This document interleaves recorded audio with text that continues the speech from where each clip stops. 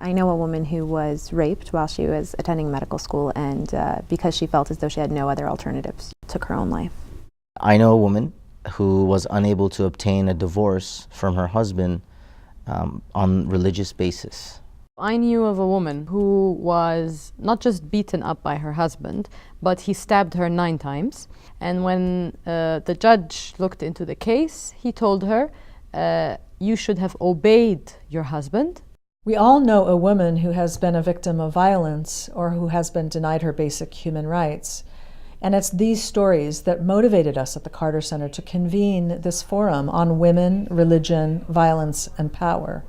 We have to remember that violence against women and girls is the same as torture and should be outlawed and condemned everywhere it exists. This world is carried on the shoulders of normal people, of the garbage collector in the street, of the person who's taking care of my kids. We need everyone with all their experiences and all their knowledge and to come together, really, because then the voice is loud.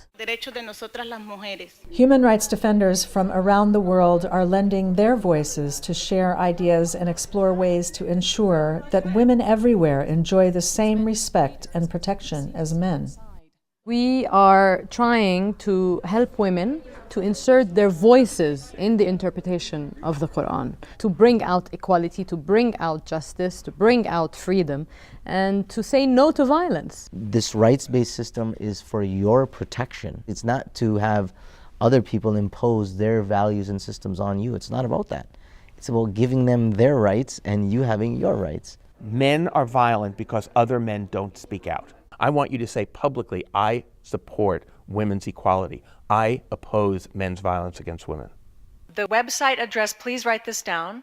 We've launched our website, forumonwomen.cartercenter.org, which is a portal to connect with peacemakers on the ground so that they can tell us how we can advance human rights and peace together.